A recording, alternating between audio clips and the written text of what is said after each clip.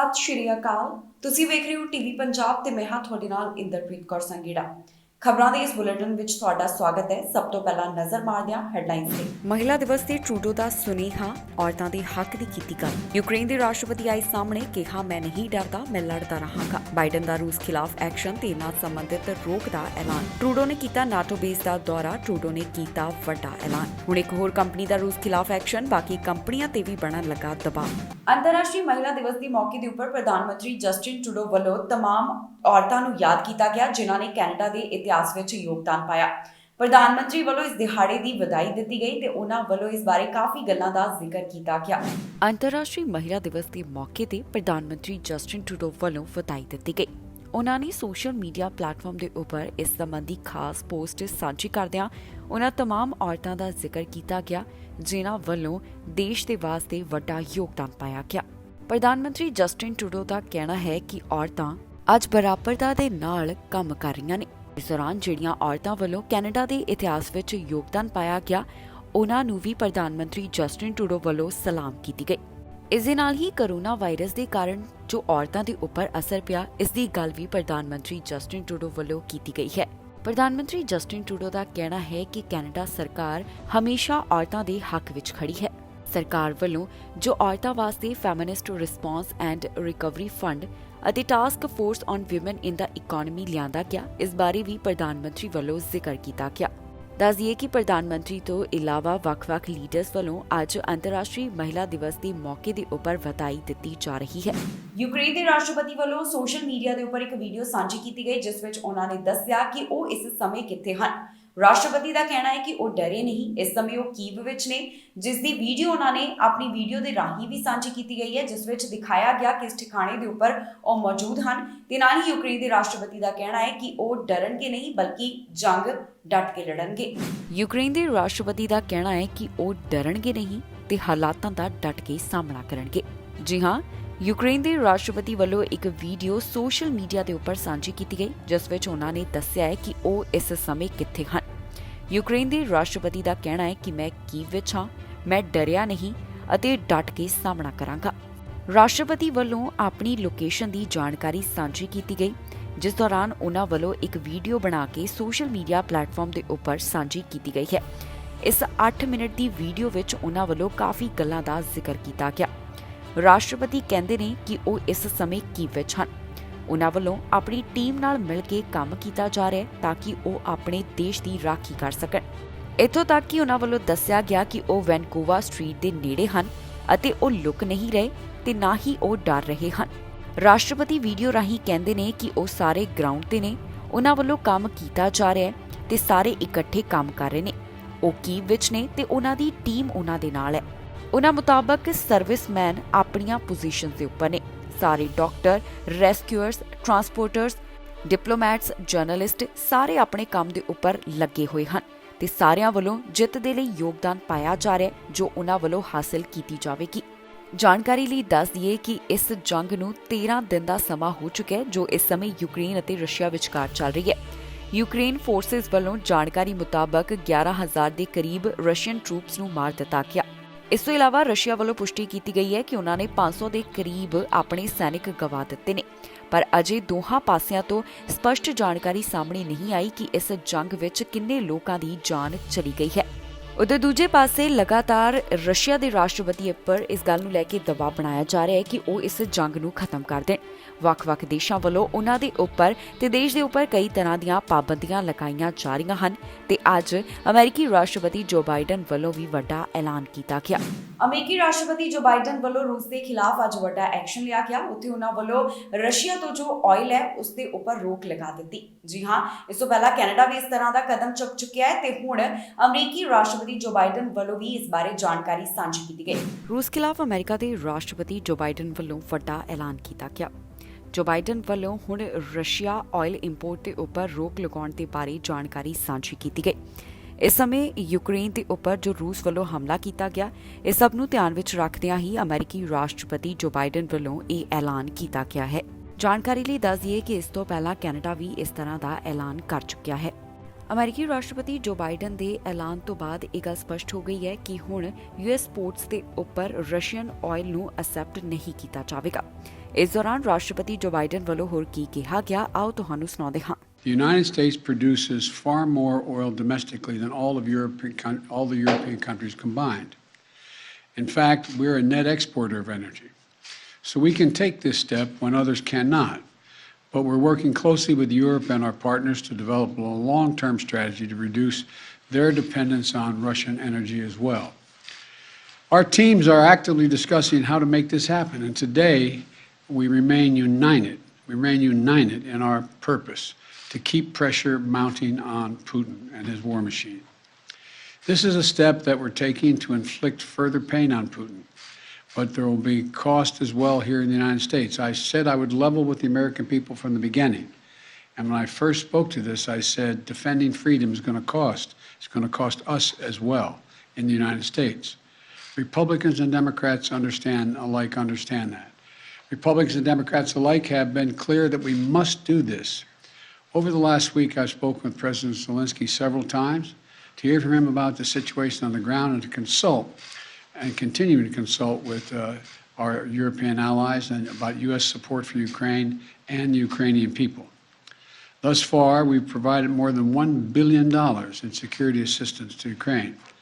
Shipments of defensive weapons are arriving in Ukraine every day from the United States, and we, the United States, are the ones coordinating the delivery of our allies and partners of similar weapons, from Germany to Finland to the Netherlands. We're working that out. We're also providing humanitarian support for the Ukrainian people, both those still in Ukraine and those who have fled safely to a neighboring country. We're working with humanitarian organizations to surge tens of thousands of tons of food, water, and medical supplies into Ukraine, and with more on the way. Over the weekend, I sent Secretary Blinken to visit our border between Poland and Ukraine and to Moldova to see what the situation was firsthand and report back.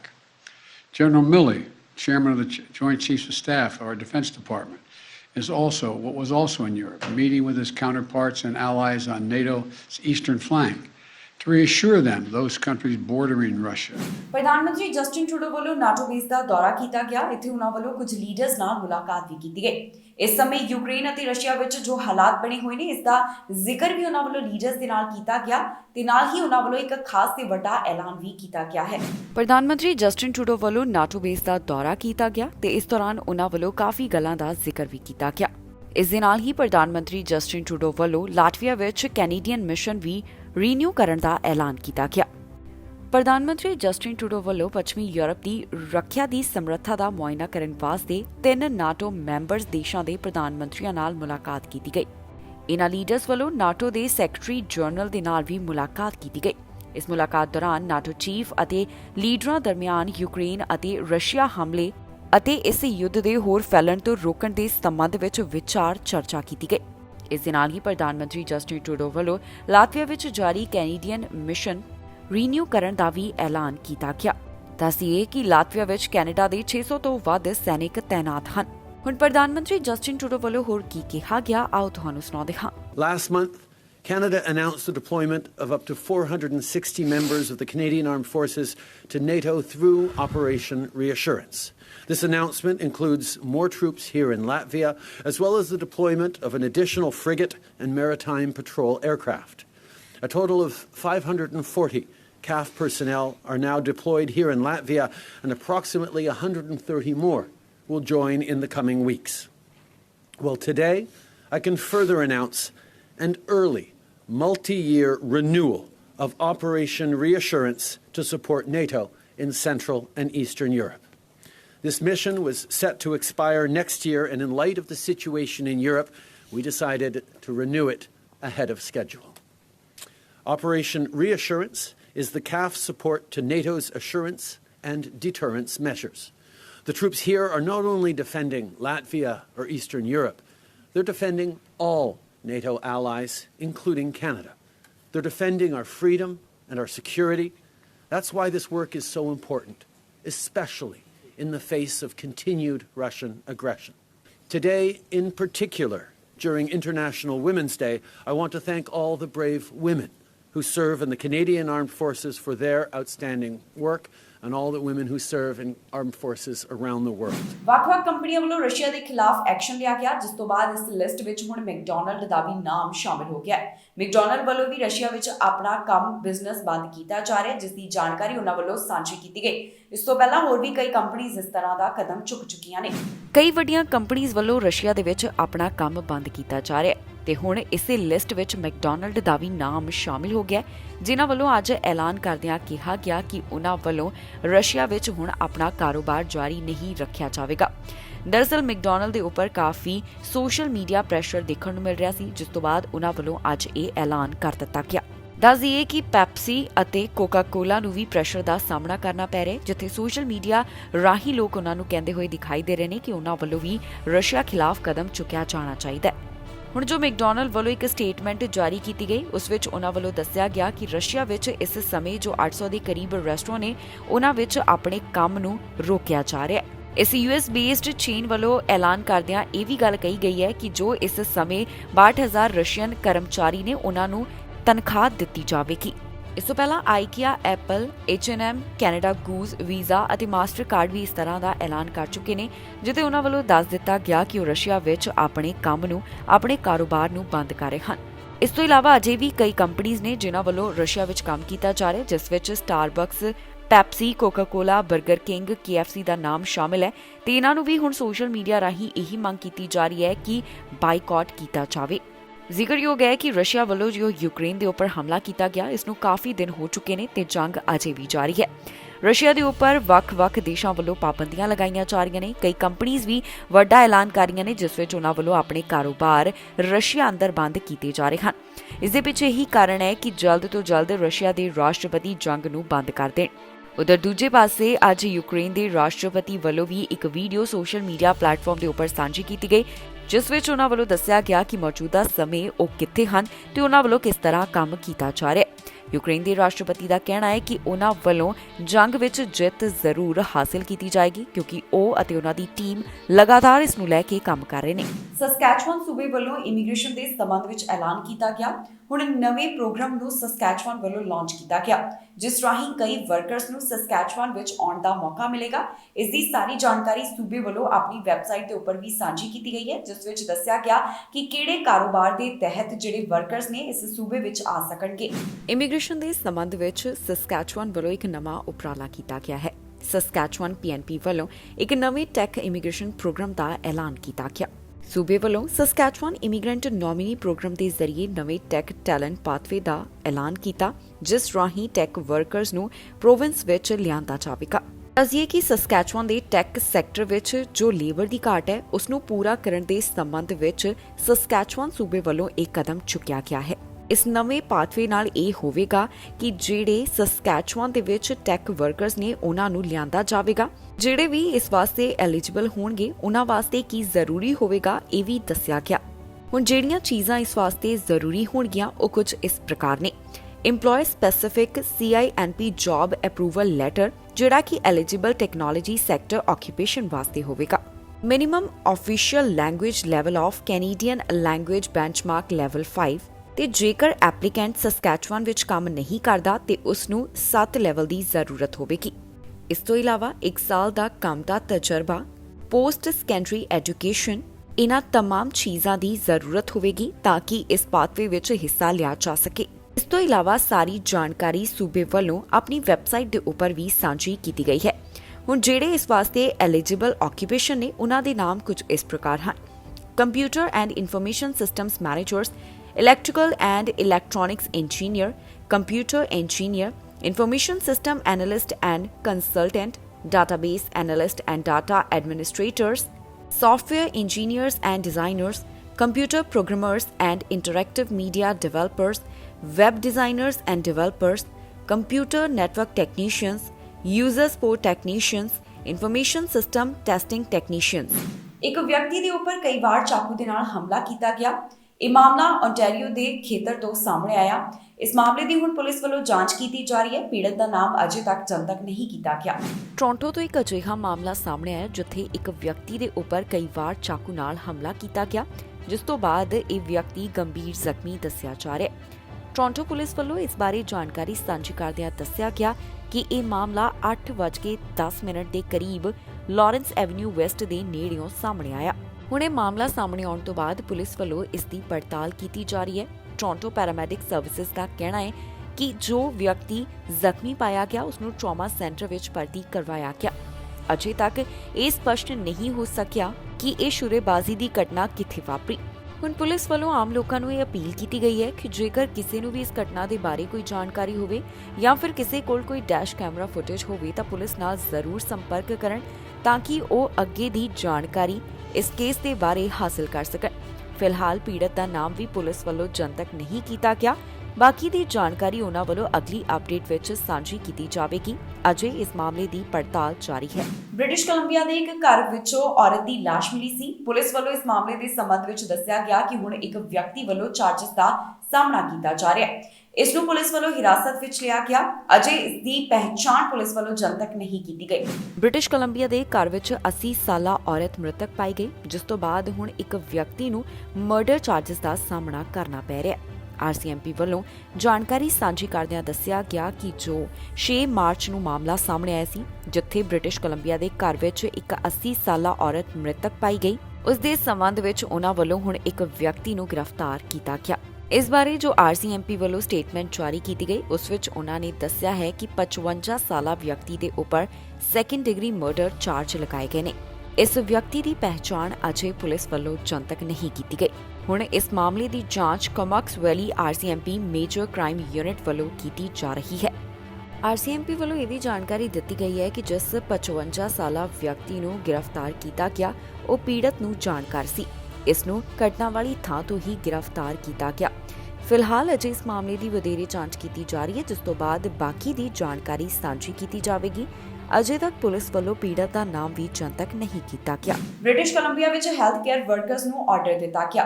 ਇਨ੍ਹਾਂ health care workers ਲਈ ਜ਼ਰੂਰੀ ਹੈ ਕਿ ਉਹ vaccination ਦਾ status ਸਾਂਝਾ ਕਰਨ। ਇਨ੍ਹਾਂ ਵਾਸਤੇ ਜ਼ਰੂਰੀ ਹੈ ਕਿ ਉਹ ਫੁੱਲੀ ਵੈਕਸੀਨੇਟਡ ਹੋਣ। ਇਸ ਦੀ ਜਾਣਕਾਰੀ ਡਾਕਟਰ ਬੋਨੀ ਹੈਨਰੀ ਵੱਲੋਂ ਇੱਕ ਵਾਰ ਫਿਰ ਤੋਂ ਸਾਂਝੀ ਕੀਤੀ ਗਈ। British Columbia provincial health officers ਵੱਲੋਂ ਨਵੇਂ ਪ੍ਰੋਵਿੰਸ਼ੀਅਲ ਹੈਲਥ ਆਰਡਰਸ ਲਿਆਂਦੇ ਗਏ, ਜਿਸ ਵਿੱਚ ਹੈਲਥ ਕੇਅਰ ਪ੍ਰੋਫੈਸ਼ਨਲਸ ਨੂੰ ਕਿਹਾ ਗਿਆ ਕਿ ਉਹ ਆਪਣਾ ਵੈਕਸੀਨੇਸ਼ਨ ਸਟੇਟਸ ਸਾਂਝਾ ਕਰਨ ਤੇ ਹੈਲਥ ਕੇਅਰ ਵਰਕਰਸ ਲਈ ਜ਼ਰੂਰੀ ਹੈ ਕਿ ਉਹਨਾਂ ਵੱਲੋਂ ਕੋਵਿਡ-19 ਵੈਕਸੀਨ ਦੇ ਦੋਨੋਂ ਡੋਜ਼ ਹਾਸਲ ਕੀਤੇ ਗਏ ਹੋਣ। ਡਾਕਟਰ ਬੋਨੀ ਹੈਨਰੀ ਵੱਲੋਂ ਐਲਾਨ ਕਰਦਿਆਂ ਕਿਹਾ ਗਿਆ ਕਿ ਸਾਰੇ ਹੈਲਥ ਕੇਅਰ ਵਰਕਰਸ ਦੇ ਵਾਸਤੇ ਜ਼ਰੂਰੀ ਹੈ ਕਿ ਉਹ ਕੰਮ ਤੇ ਪਹੁੰਚਣ ਤੋਂ ਪਹਿਲਾਂ ਫੁੱਲੀ ਵੈਕਸੀਨੇਟਡ ਹੋਣ।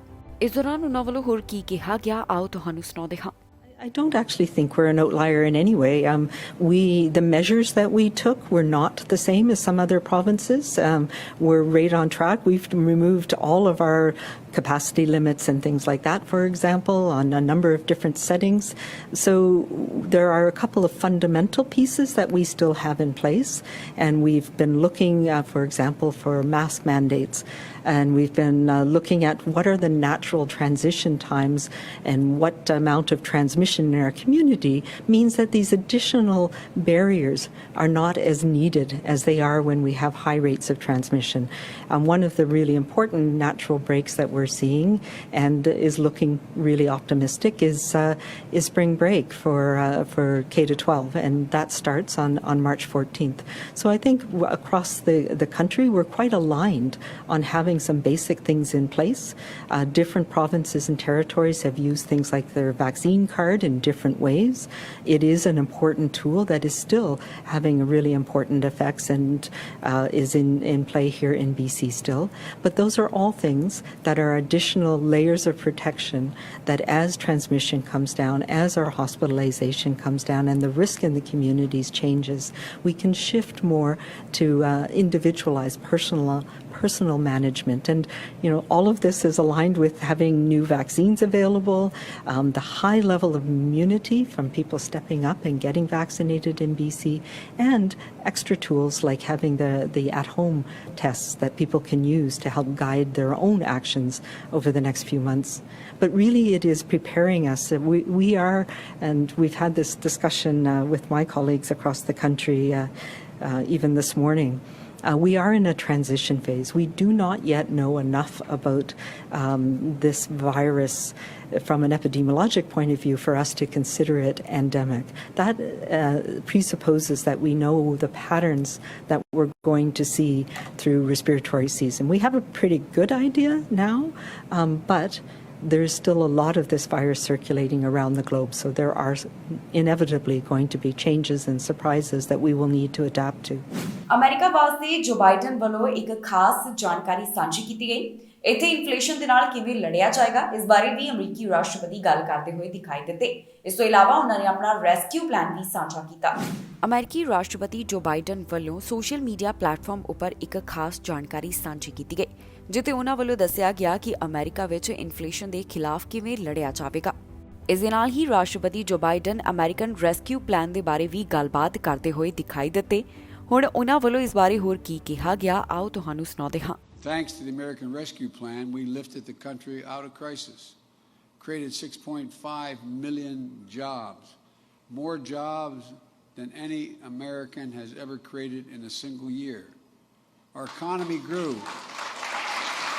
Our economy grew at 5.7%, the strongest growth in 40 years. Vice President Harris and I, we ran for office with a new economic vision for America. Invest in America, educate the American people, grow the workforce, and build an economy from the bottom up and the middle out, not just from the top down. And so we have a choice.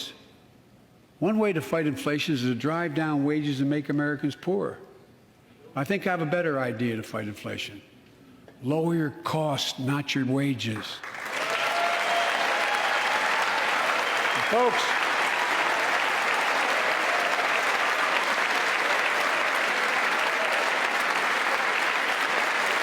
that means make more cars and semiconductors in America, more infrastructure and innovation in America, more goods moving faster and cheaper in America, more jobs where you can earn a good living in America. Instead of relying on foreign supply chains, let's make it in America. ਸਨਵਿੰਗ the flight ਦੇ ਉੱਪਰ ਜੋ party ਕਰਨ ਦਾ ਮਾਮਲਾ ਸਾਹਮਣੇ ਆਇਆ ਸੀ, ਉਸ ਦੇ ਸੰਬੰਧ ਵਿੱਚ ਹੁਣ ਹੋਰ ਵੀ ਜੁਰਮਾਨੇ ਲਗਾਏ ਜਾ ਰਹੇ ਨੇ। ਟਰਾਂਸਪੋਰਟ ਮੰਤਰੀ ਵੱਲੋਂ ਜਾਣਕਾਰੀ ਸਾਂਝੀ ਕਰਦਿਆਂ ਦੱਸਿਆ ਗਿਆ ਕਿ 6 ਜਾਣਿਆਂ ਨੂੰ ਹੁਣ ਭਾਰੀ ਜੁਰਮਾਨਿਆਂ ਦਾ ਸਾਹਮਣਾ ਕਰਨਾ ਪਏਗਾ, ਜਿਸ ਬਾਰੇ ਅੱਜ ਉਹਨਾਂ ਵੱਲੋਂ ਜਾਣਕਾਰੀ ਸਾਂਝੀ ਕੀਤੀ ਗਈ। 6 ਸਨਵਿੰਗ ਪਾਰਟੀ ਪਲੇਨ ਪੈਸੇਂਜਰਸ ਨੂੰ ਹੁਣ ਜੁਰਮਾਨਾ ਲਗਾਉਣ ਦਾ ਐਲਾਨ ਕੀਤਾ ਗਿਆ ਹੈ। ਇਸ ਫਲਾਈਟ ਵਿੱਚ ਜਿਹੜੇ ਟੀਵੀ ਸਟਾਰ, ਇਨਫਲੂਐਂਸਰਸ ਵੇਪ ਕਰ ਰਹੇ ਸਨ, ਨੱਚ ਰਹੇ ਸਨ, ਗਾ ਰਹੇ ਸਨ, ਉਹਨਾਂ ਨੂੰ ਹੁਣ ਜੁਰਮਾਨੇ ਦਾ ਸਾਹਮਣਾ ਕਰਨਾ ਪਵੇਗਾ। ਇਸ ਬਾਰੇ ਟਰਾਂਸਪੋਰਟ ਮੰਤਰੀ ਵੱਲੋਂ ਜਾਣਕਾਰੀ ਸਾਂਝੀ ਕਰਦਿਆਂ ਕਿਹਾ ਗਿਆ ਕਿ 6 ਯਾਤਰੀਆਂ ਨੂੰ $5,000 ਤੱਕ ਜੁਰਮਾਨਾ ਲਗਾਇਆ ਜਾ ਰਿਹਾ ਹੈ। ਉਹਨਾਂ ਦਾ ਕਹਿਣਾ ਹੈ ਕਿ ਇਹਨਾਂ ਵੱਲੋਂ ਕੋਵਿਡ-19 ਵੈਕਸੀਨ ਦੇ ਦੋਨੋਂ ਟੀਕੇ ਵੀ ਨਹੀਂ ਲਗਵਾਏ ਗਏ ਸਨ ਜਦੋਂ ਉਹ ਫਲਾਈਟ ਵਿੱਚ ਚੜ੍ਹੇ। ਫਿਲਹਾਲ ਇਹ ਤਾਂ ਨਹੀਂ ਦੱਸਿਆ ਗਿਆ ਕਿ ਇਹਨਾਂ ਨੂੰ ਜੁਰਮਾਨੇ ਦੀ ਕਿੰਨੀ ਰਕਮ ਅਦਾ ਕਰਨੀ ਪਵੇਗੀ। ਇਸ ਪਾਰਟੀ ਦੇ ਬਾਰੇ ਇੱਕ ਵਾਰ ਫਿਰ ਤੋਂ ਇੱਕ ਪ੍ਰੈਸ ਰਿਲੀਜ਼ ਦੇ ਵਿੱਚ ਬੋਲਦਿਆਂ ਟਰਾਂਸਪੋਰਟ ਮੰਤਰੀ ਵੱਲੋਂ ਕਿਹਾ ਗਿਆ ਕਿ ਜੋ 30 ਦਸੰਬਰ 2021 ਦੀ ਫਲਾਈਟ ਵਿੱਚ ਹੋਇਆ, ਇਸ ਨੂੰ ਬਰਦਾਸ਼ਤ ਨਹੀਂ ਕੀਤਾ ਜਾਵੇਗਾ। ਉਹਨਾਂ ਦਾ ਕਹਿਣਾ ਹੈ ਕਿ ਜੋ ਨਿਯਮ ਬਣਾਏ ਗਏ ਨੇ ਉਹ ਸਾਰਿਆਂ ਵਾਸਤੇ ਨੇ ਤੇ ਸਾਰਿਆਂ ਦੀ ਸੁਰੱਖਿਆ ਵਾਸਤੇ ਨੇ। ਇਸ ਤੋਂ ਇਲਾਵਾ ਉਹਨਾਂ ਵੱਲੋਂ ਇਹ ਵੀ ਗੱਲ ਕਹੀ ਗਈ ਹੈ ਕਿ ਆਉਣ ਵਾਲੇ ਦਿਨਾਂ ਵਿੱਚ ਇਸ ਨੂੰ ਲੈ ਕੇ ਹੋਰ ਵੀ ਪੜਤਾਲ ਕੀਤੀ ਜਾਵੇਗੀ। ਜਾਣਕਾਰੀ ਮੁਤਾਬਕ ਇਸ ਫਲਾਈਟ ਵਿੱਚ 154 ਦੇ ਕਰੀਬ ਯਾਤਰੀ ਸਨ। ਇੱਥੇ ਜੋ ਪਾਰਟੀ ਕੀਤੀ ਗਈ ਉਸ ਦੀ ਵੀਡੀਓ ਸੋਸ਼ਲ ਮੀਡੀਆ ਦੇ ਉੱਪਰ ਕਾਫੀ ਜ਼ਿਆਦਾ ਵਾਇਰਲ ਹੋਈ, ਜਿਸ ਤੋਂ ਬਾਅਦ ਇਸ ਨੂੰ ਲੈ ਕੇ ਕਾਰਵਾਈ ਵੀ ਕੀਤੀ ਗਈ ਹੈ। ਇਸ ਖਬਰ ਵਿੱਚ ਜਾਣਕਾਰੀ ਤੁਹਾਡੇ ਨਾਲ ਸਾਂਝੀ ਕਰਾਂਗੇ ਕਿ ਕੈਨੇਡਾ ਦੇ ਕਿਹੜੇ ਹਿੱਸੇ ਤੋਂ ਕਿੰਨੇ ਕੋਰੋਨਾ ਵਾਇਰਸ ਦੇ ਮਾਮਲੇ ਸਾਹਮਣੇ ਆਏ, ਕੈਨੇਡਾ ਦੇ ਵੱਖ-ਵੱਖ ਸੂਬਿਆਂ ਵਿੱਚ ਇਸ ਸਮੇਂ ਕੋਰੋਨਾ ਵਾਇਰਸ ਦੇ ਕੀ ਹਾਲਾਤ ਬਣੇ ਨੇ, ਤੁਹਾਨੂੰ ਜਾਣੂ ਕਰਵਾਵਾਂਗੇ ਇਸ ਖਬਰ ਰਾਹੀਂ। ਓਨਟਾਰੀਓ ਦੇ ਹਸਪਤਾਲ ਵਿੱਚ 779 ਦੇ ਕਰੀਬ ਮਰੀਜ਼ ਹਨ ਜਿਨ੍ਹਾਂ ਦਾ ਕੋਰੋਨਾ ਵਾਇਰਸ ਕਾਰਨ ਇਲਾਜ ਚੱਲ ਰਿਹਾ ਹੈ ਤੇ ਇੱਥੇ ਇੰਟੈਂਸਿਵ ਕੇਅਰ ਅਧੀਨ 246 ਦਾ ਅੰਕੜਾ ਦੱਸਿਆ ਗਿਆ ਹੈ। ਸੂਬੇ ਵਿੱਚ 24 ਘੰਟਿਆਂ ਦੌਰਾਨ 1208 ਕੁੱਲ ਕੋਰੋਨਾ ਵਾਇਰਸ ਦੇ ਮਾਮਲੇ ਸਾਹਮਣੇ ਆਏ। ਦੱਸ ਦਈਏ ਕਿ ਹੁਣ ਤੱਕ 11,15,492 ਦੇ ਕਰੀਬ ਕੁੱਲ ਕੋਰੋਨਾ ਦੇ ਮਾਮਲੇ ਸਾਹਮਣੇ ਆ ਚੁੱਕੇ ਨੇ। ਜਿਹੜੇ ਮਾਮਲੇ 24 ਘੰਟਿਆਂ ਦੌਰਾਨ ਦਰਜ ਕੀਤੇ ਗਏ, ਇਹਨਾਂ ਵਿੱਚ 157 ਅਨਵੈਕਸੀਨੇਟਡ, 32 ਪਾਰਸ਼ਲੀ ਵੈਕਸੀਨੇਟਡ ਤੇ 901 ਫੁੱਲੀ ਵੈਕਸੀਨੇਟਡ ਸ਼ਾਮਿਲ ਨੇ। 24 ਘੰਟਿਆਂ ਦੌਰਾਨ ਇਸ ਵਾਇਰਸ ਕਾਰਨ 20 ਲੋਕਾਂ ਦੀ ਜਾਨ ਚਲੀ ਗਈ, ਜਿਸ ਤੋਂ ਬਾਅਦ ਸੂਬੇ ਵਿੱਚ ਹੁਣ ਤੱਕ ਦਾ ਮੌਤਾਂ ਦਾ ਅੰਕੜਾ 12,591 ਦੇ ਉੱਪਰ ਪਹੁੰਚ ਗਿਆ ਹੈ। ਇੱਥੇ ਸੂਬੇ ਵਿੱਚ ਰਿਕਵਰਡ ਕੇਸਿਸ ਦੀ ਗਿਣਤੀ 10,86,664 ਦੇ ਕਰੀਬ ਹੈ। ਇਸ ਤੋਂ ਇਲਾਵਾ ਵੈਕਸੀਨ ਦੇ ਬਾਰੇ ਜੋ ਜਾਣਕਾਰੀ ਸਾਹਮਣੇ ਆਈ ਹੈ ਉਸ ਮੁਤਾਬਕ 12 ਸਾਲ ਅਤੇ ਇਸ ਤੋਂ ਵੱਧ ਉਮਰ ਵਾਲਿਆਂ 'ਚ 90.7% ਉਹ ਨੇ ਜਿਨ੍ਹਾਂ ਵੱਲੋਂ ਕੋਵਿਡ-19 ਵੈਕਸੀਨ ਦੇ ਦੋਨੋਂ ਟੀਕੇ ਲਗਵਾਏ ਗਏ। 92.7% ਉਹ ਨੇ ਜਿਨ੍ਹਾਂ ਵੱਲੋਂ ਕੋਰੋਨਾ ਵੈਕਸੀਨ ਦਾ ਪਹਿਲਾ ਸ਼ਾਟ ਲਗਵਾਇਆ ਗਿਆ ਤੇ 54.5% ਵੱਲੋਂ ਕੋਵਿਡ-19 ਵੈਕਸੀਨ ਦੇ ਤਿੰਨੋਂ ਟੀਕੇ ਲਗਵਾਏ ਜਾ ਚੁੱਕੇ ਹਨ। 5 ਸਾਲ ਤੋਂ 11 ਸਾਲ ਵਾਲਿਆਂ 'ਚੋਂ 54.9% ਵੱਲੋਂ ਕੋਵਿਡ-19 ਵੈਕਸੀਨ ਦੀ ਪਹਿਲੀ ਡੋਜ਼, 29.4% ਵੱਲੋਂ ਕੋਵਿਡ-19 ਵੈਕਸੀਨ ਦੀਆਂ ਦੋਨੋਂ ਡੋਜ਼ ਹਾਸਲ ਕੀਤੀਆਂ ਜਾ ਚੁੱਕੀਆਂ ਹਨ। ਇੱਥੇ ਟੈਸਟ ਪੋਜ਼ਿਟਿਵਿਟੀ ਰੇਟ 11.2% ਦਰਜ ਕੀਤਾ ਗਿਆ।